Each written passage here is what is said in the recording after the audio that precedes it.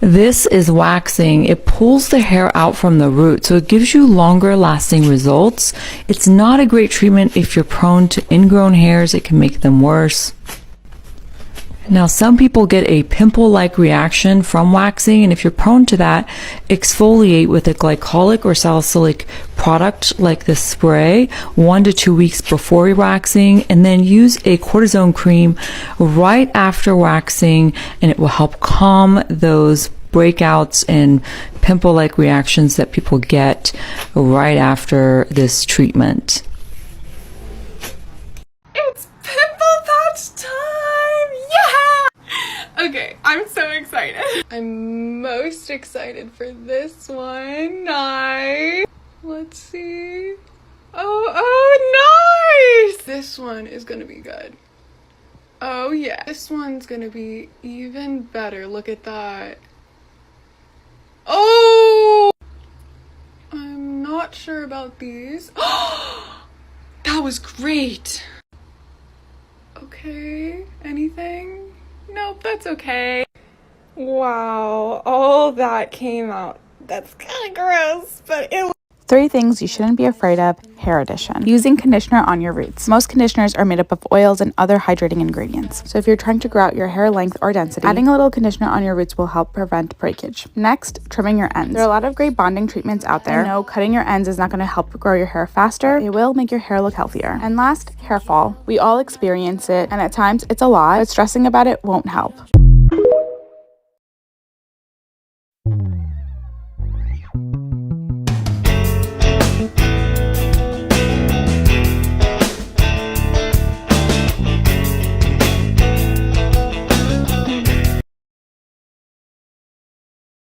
This video is showing us a hack to make lips look smaller. I always see videos on how to make your lips look bigger, not smaller. Let's see how I would look with smaller lips. I mean, I don't know why I would want smaller lips, but...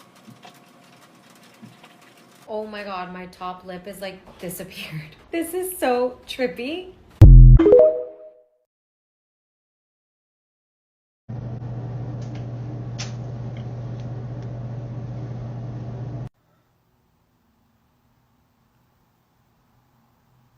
If you have acne, this might be why. There are multiple different causes for acne, but one common one is dairy, and in particular, whey protein. Dairy is a food that is very well established in the scientific literature to be associated with acne. And whey protein in particular, which is a very concentrated source of milk protein, is most associated with back or chest acne. So if you are breaking out on your back or your chest, and you're consuming whey protein, you may want to experiment with taking it out of your diet for a couple of weeks and see how your skin responds.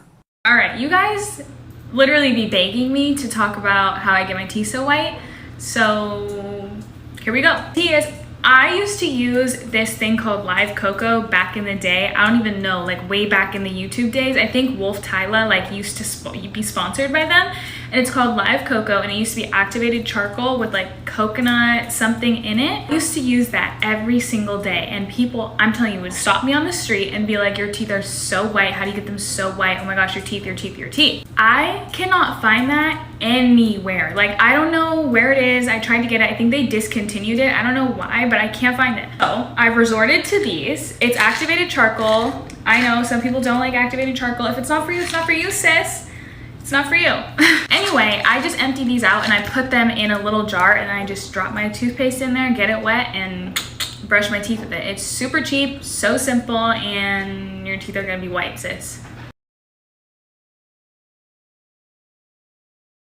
3 essential hair care tips that I have followed for over 5 years. Part 2. I always shampoo my hair at least 2 times on wash day. I typically will have a pre-wash oil in my hair, so cleansing at least 2 times ensures a really clean scalp. And the focus is to cleanse the scalp, not my ends. Next, I always wear my hair in a protective hairstyle before bed, usually a braid, bonnet, or silk ribbon, and always with a silk pillowcase. I never comb or brush my hair without putting product in it, usually an oil or sometimes a detangler. This prevents breakage and keeps my ends looking really full. I treat my hair like silk so it looks like silk. If you have this, wash with this. But if you have that, apply this at night and wipe down with this. But if you have this, take this or this, or this. Today, let's try out this trending foundation hack. Better late than never, but it's called frothing. I know it looks stupid, but the idea of this is to add water into your foundation, froth it until the mixture blends out, and transform into a thicker, creamy texture. By doing this, it will help your skin stay hydrated, and it feels lighter as well. Love the fact that I'm now able to transform my favorite foundation to a compact formula by simply doing this technique. This is actually a game changer to me. Had to repack them in a small glass container for later use. Try it yourself and let me know in the comments below.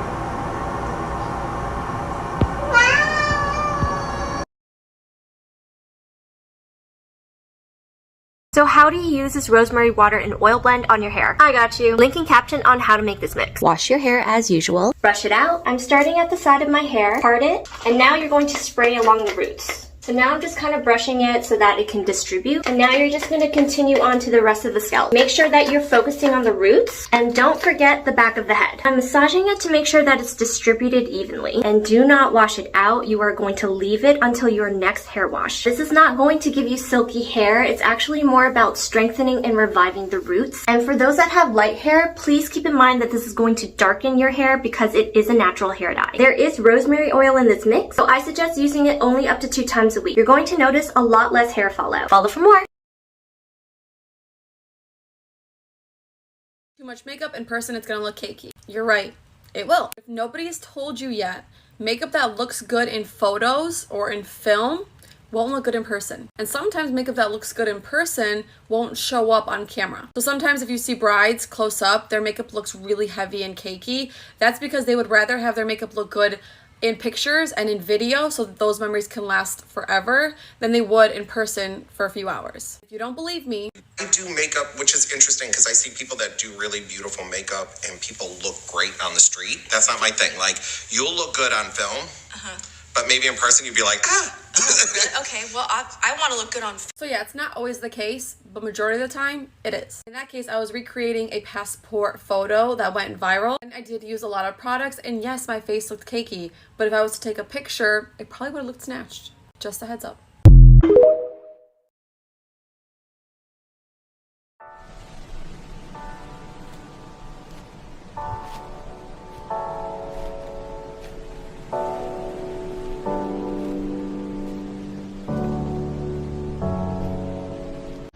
Alright, a lot of tags in this video. Okay, looks like we've got some floss wrapping it around what looks to be a keloid, which is when an injury like a piercing causes scar tissue to overgrow and form this thick, hard growth.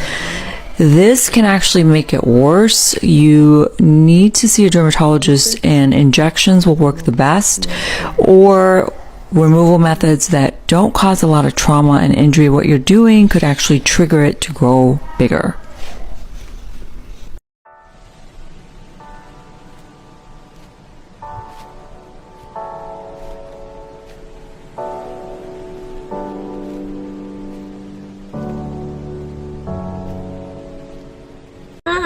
I only have about an hour to get ready. I'm gonna try to get ready real quick. I'm heading out to my first event in like 3 years. I haven't gone to an event ever since the pandemic started. And quite honestly, I'm not much of a brand event person, but if it's a brand that I love, I'll definitely go out and support. And if I'm going to be honest, I'm not really comfortable in social settings, especially if I have no idea who's going. I mean, that kind of situation is super awkward for me. And it's not that I can't be social, I'm kind of decent at it, I guess. It just feels too forced. You know what I mean? Like, I'm forced to have those awkward conversations, and you want to be yourself, but in this case, you also want the brand to like you. I'm probably too much into my head. Like, I don't really care what other people think about me, but if it's a brand that I like and I've worked with them before, you want them to like you, and you want them to spread the good word. You know what I mean? Anyways, this event is downtown, and I'm scared. My fear is that I park and my car gets stolen. There has been a ton of car thefts in Toronto, guys. I don't even want to think about it. Oh my god, I don't even know what I'm gonna wear that time of the month, and I gained 5 pounds. Like, I don't feel good in any of my clothes. Blend it out a little bit more. I'm more of a modest conservative dresser, and a lot of people wonder what I wear in the summertime. All about the linen, baby. And dresses. F, I'm running out of time now. Gotta finish, gotta finish. Okay, I think I know what I'm gonna wear. It's gonna be all black. It's not gonna match my makeup, it's gonna match my mood. Because who really wants to go out, try to make small talk with people that that you don't know on your period. Ugh, almost forgot my lashes. Get ready with me is taking way too long. Like, bro, man. I mean, how long do I even have right now? 20 minutes. It's not bad. Okay. I'm just going to do a ponytail. My signature can't be bothered. Get the F out of here. Ponytail. Guys, look at that white hair. This is what you get when you get into your 40s. It's inevitable. It definitely sucks, but inevitable. Okay, finally we are freaking done, and now on to the outfit. Hello. Sorry, baby, gotta go. Yep, I'm running late, but oh my goodness, I get there and it is a freaking winter wonderland. It is so pretty. And yay, I am not alone. Some of the girlies came through. I ended up having a blast. I love the food, the vibe, the people, the brand, the boots. Good time.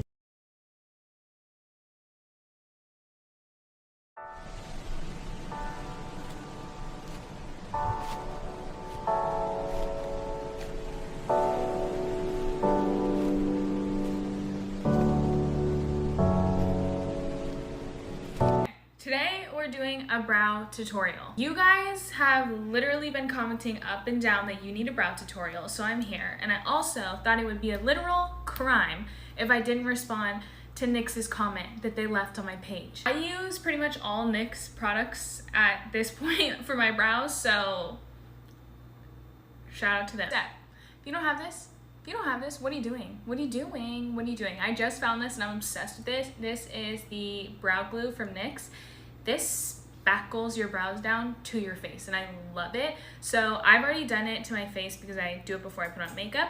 So this brow is spackled and good. Now to outline and kind of like fill in my brows, I'm using the NYX Micro Brow Pencil in Espresso. Perfect shade. Honestly didn't think this through because I have to be so up close in the mirror to do this, but I'll just use a palette or something. What I like to do is I accidentally shaved off part of my brow because not too bright up here, right? So I have to draw it a little bit further down than it really goes to match my other one. You see how that line is kind of like slanting down at an angle? I'm just tracing a line all the way across. Can you guys see? Yeah, all the way across the underneath of my brow and just following the shape that I like. And I do these like tiny little strokes. I don't do one straight line. I kind of do tiny little strokes just to kind of mimic what hairs would look like. Have that foundation through, you're just gonna brush through lightly, kind of just blending out that line that you've made so that it kind of just seamlessly buffs into your brow hairs. And then you can kind of see the spots that you missed, so go back in and fill them in. Now we're gonna go in and we're gonna draw a few like hair-like strokes at the front of our brow. Remember, I cut mine off, not too bright up here, so I have to mimic those in the front. Brush through. It's all about the spoolie and brushing through because that really just like blends everything in. Okay, second to last step, I'm gonna clean it up with this little tiny flat brush. Now that your brows are cleaned up, you're gonna go back in and add definition with this Espresso Lift and Snatch pen. I love this. Running out of time, but I just like to do it kind of in the front of my brows a little bit and just all the way through.